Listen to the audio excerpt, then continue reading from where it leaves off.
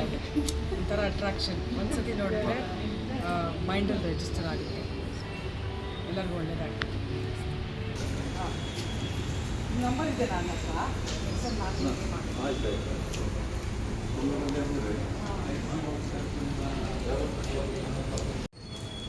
ಮತ್ತು ತನ್ನ ಮಗಳೊಂದಿಗೆ ಬಂದು ಅಮ್ಮನ ದರ್ಶನ ಮಾಡಿದರು.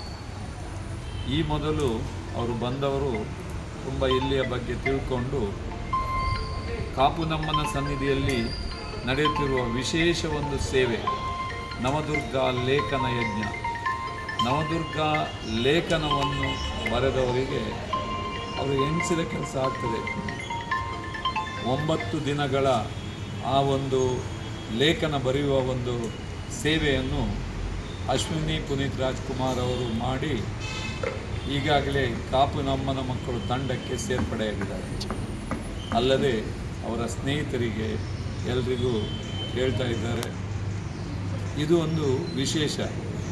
ಹಾಗಾಗಿ ಇದಲ್ಲದೆ ಈಗ ಕಾಪುನಮ್ಮನ ಸನ್ನಿಧಿಯಲ್ಲಿ ಕರ್ನಾಟಕದಲ್ಲೇ ಪ್ರಥಮವಾದಂಥ ಒಂದು ಆ ಘಂಟಾನಾದ ಸೇವೆಯು ಪ್ರಾರಂಭವಾಗಿದೆ.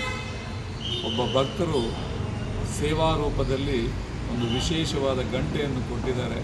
ಆ ಗಂಟೆ 1500 ಕಿಲೋ ಭಾರವಾಗಿದ್ದು ಅದು ಭಾರತದಲ್ಲಿ 2ನೇ ಗಂಟೆ, ಕರ್ನಾಟಕದ ಪ್ರಥಮ ಅಂತ ಇದ್ದದಕ್ಕೆ ಮೊನ್ನೆ 99 ಜನ ಭಕ್ತರು ಆ ಗಂಟೆಯನ್ನು ಬಾರಿಸುವ ಮೂಲಕ ಘಂಟಾನಾದ ಸೇವೆಯನ್ನು ಕೊಟ್ಟಿದ್ದಾರೆ. ಈಗ ಪ್ರತಿ ಮಂಗಳವಾರ ಆ ಘಂಟಾನಾದ ಸೇವೆ ನಡೆಯುತ್ತಾ ಇದೆ. ಇದರಲ್ಲಿಯೂ ಭಕ್ತರು ಪಾಲ್ಗೊಂಡು ತಮ್ಮ ಏನು ಕಷ್ಟಗಳಿದ್ದರೆ ಅದನ್ನು ಕಾಪುನಮ್ಮನ ಸನ್ನಿಧಿಯಲ್ಲಿ ಪರಿಹರಿಸಿಕೊಳ್ಬೇಕು ಅಂತ ಕೇಳುತ್ತಾ ಎಲ್ರಿಗೂ ಒಳ್ಳೆಯದಾಗಲಿ ಅಂತ